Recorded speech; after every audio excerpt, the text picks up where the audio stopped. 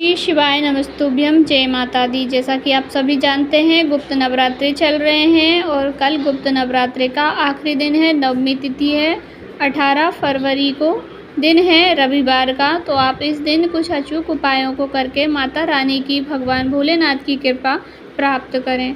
सारे उपाय पूज्य गुरुदेव जी की कथा से सुनकर और समझकर ही आपको बताने का प्रयास कर रही हूँ। कृपया ध्यान से सुन करके, समझ करके करें और जीवन के सारे कष्टों को, दुखों को दूर करें।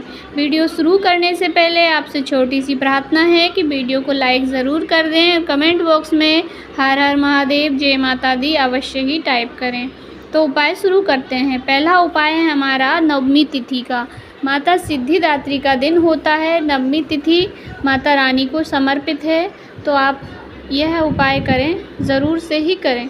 पहला उपाय बहुत ही आसान है और यह उपाय धन प्राप्ति का उपाय है, लक्ष्मी प्राप्ति का उपाय है। यदि आपके घर में धन की कमी है तो आप इस छोटे से उपाय को अवश्य ही कीजिएगा। इसमें आपको क्या करना है, 1 लोटा शुद्ध जल लेना है और उसी जल के अंदर 1 चुटकी हल्दी डाल देनी है। हल्दी डाल करके उसको आपको ले जाना है बेलपत्री के वृक्ष की जड़ में, और आप बेलपत्री की वृक्ष की जड़ में इसको ओम महालक्ष्मी नमः कहते हुए पूरे जल को समर्पित कर दीजिए।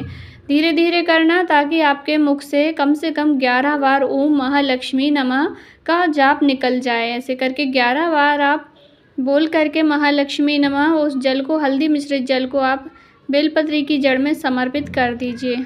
समर्पित हो जाए उसके बाद अपने दोनों हाथों को पेट से स्पर्श कराकर, दोनों हाथों को पेट से लगा करके जय कर लेना, महालक्ष्मी नमः कर लेना। यह उपाय आपको सूर्यास्त से पहले पहले करना है। और यदि आप सूर्यास्त से पहले पहले इस उपाय को नहीं कर पाते हैं तो आपको रात्रि के समय 9:15 से पहले पहले आप एक दीपक बेलपत्री के वृक्ष के जड़ में लगा दें, प्रज्वलित कर दें। इसमें आपको लंबी बत्ती को प्रयोग करना है। यदि आप जल समर्पित नहीं कर पाते हैं तब भी कर लें, और जल समर्पित भी करना चाहते हैं और दीपक भी लगाना चाहते हैं तब भी आप कर सकते हैं। एक लंबी बत्ती का दीपक लीजिए, उसमें 1 चुटकी थोड़ी सी हल्दी डाल लेना और 1 इलायची डाल करके उसको प्रज्वलित कर देना। और इसमें भी आपको महालक्ष्मी नमः का मंत्र बोलना है, जाप करना है थोड़ी सी देर, 5 बार, 7 बार, 11 बार, जितना आप बोल सकते हैं। बोल करके उसको रख दीजिए वहीं पे बेलपत्री की वृक्ष की जड़ में, और बस आ जाना है। बस इसी उपाय को करने से आपको धन की कमी कभी भी नहीं होगी। पूज्य गुरुदेव जी कहते हैं कि बेलपत्री के वृक्ष में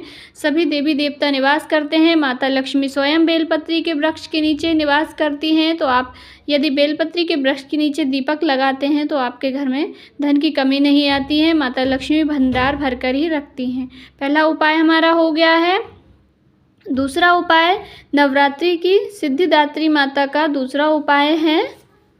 उपाय आपको आपके घर पर करना है और रात्रि में करना है, यानी कि शाम के समय से लेकर प्रदोष काल से लेकर के आप रात्रि के 9, 10, 11 बजे तक भी इस उपाय को कर सकते हैं। पर इस उपाय को करते समय आपका जो मुख्य दरवाज़ा होता है, मेन गेट, उसको खुला रखना है। गेट को खुला रख के अंदर आपके मंदिर में जहाँ पर भगवान जी विराजमान हैं वहाँ पर, या माता दुर्गा की, माता गौरा की किसी भी रूप में प्रतिमा, फ़ोटो स्थापित हो तो आप उनके सामने बैठ जाइए। आपको यहाँ पर किन किन चीज़ों की आवश्यकता है जान लेते हैं। एक तो दीपक लेना है, दीपक ना लें तो कटोरी भी ले सकते हैं। थोड़ा सा आपको लेना है कपूर, और 2 लौंग लेनी है, 1 हरी इलायची लेनी है, 1 चुटकी हल्दी लेनी है। 4 चीज़ें हो गई। इसके बाद बैठ जाइए। बैठने के बाद जो हल्दी है उसमें थोड़ा सा गाय का घी मिला करके उसको थोड़ा सा गीला कर लीजिए। यदि आपके पास घी नहीं है तो आप इसमें ऑप्शन के रूप में या तो गुलाब जल मिला लें, नहीं तो शुद्ध जल मिलाकर उसको गीला कर लें। गीला करने के बाद आपके घर के मंदिर में जहाँ पर भगवान जी बैठे हैं वहाँ पर श्री लिखना है। श्री लिखकर ऊपर बिंदी लगा दीजिए तो वो श्रीम हो जाएगा। श्रीम लिखने के बाद इसके ऊपर थोड़े से अक्षत के दाने भी चिपका दीजिएगा। 7, 11 जितने आपको लगाने हों अक्षत के दाने लगा दीजिए।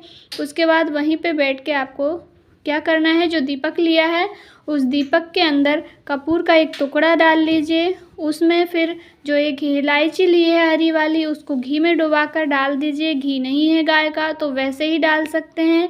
उसके बाद जो 2 लौंग ली हैं हमने उसको भी उसी दीपक के अंदर डाल देना है।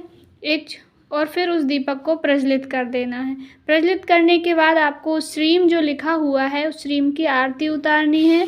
ओम महालक्ष्मी नमः, ओम महालक्ष्मी नमः ऐसे कह करके, या तो आप महालक्ष्मी मैया की आरती भी गा सकते हैं। अष्ट सिद्धि नवनिधि की देने वाली माता रानी की आरती उतारिए, श्री की आरती उतारिए श्रीम की। उसके बाद आपको बस वहीं पे बैठ के थोड़ी देर माता लक्ष्मी से अपनी प्रार्थना कामना करनी है। धन संबंधित कामना हो, धन की कमी है इसलिए आप यह उपाय कर रहे हैं, ऐसा कह करके आपकी इच्छा माता रानी से बोल दीजिए। नवरात्रि तिथि के आखिरी दिन यानी कि नवमी तिथि पर कोई से भी नवरात्रे हो, गुप्त नवरात्रे हो, चैत्र नवरात्रे हो, शारदीय नवरात्रे हो, सभी नवरात्रे पर आप नवमी तिथि पर इस उपाय को किया जा सकता है। पावन माघ का महीना है, नवरात्रि की नवमी तिथि है, तो आप इस उपाय को अवश्य ही कीजिएगा। और सबसे अच्छी बात है कि इस उपाय को अपने घर पे ही करना है। स्त्री पुरुष दोनों ही इस उपाय को कर सकते हैं, तो इसका लाभ आपको अवश्य ही मिलेगा। 2 उपायों की हमने बात कर ली है, अब करना है हमें तीसरा उपाय, जो कि आपको सिद्धिदात्री माता का नवरात्रि तिथि के दिन, नवमी तिथि के दिन अवश्य ही करिएगा और आपके जीवन के सारे कष्ट दूर अवश्य ही हों। यह उपाय भी आपको अपने घर पे ही करना है, सूर्यास्त के बाद करना है, शाम के समय से रात्रि तक। तो आपको इसमें लेना है थोड़ा सा कपूर और 9 लौंग लेनी है। तो लेने के बाद आपको क्या करना है, माता रानी का मंदिर होगा आपके घर में, जहाँ पर माता रानी की प्रतिमा हो, फोटो हो आपके घर में स्थापित, वहाँ पर आपको जा कर के बैठ जाना है।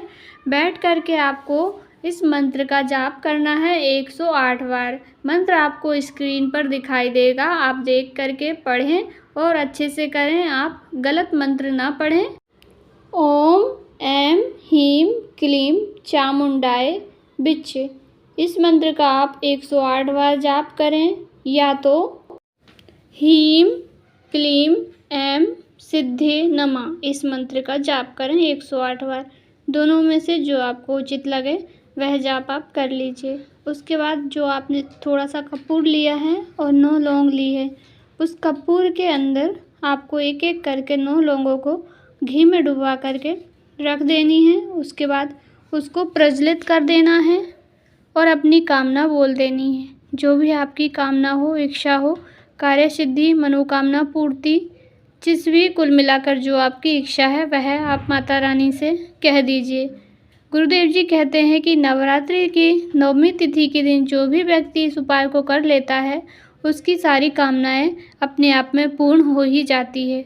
तो अवश्य ही कीजिएगा। वीडियो से रिलेटेड आपके मन में कोई डाउट है, कोई क्वेश्चन है, तो आप अवश्य ही कमेंट करके पूछें।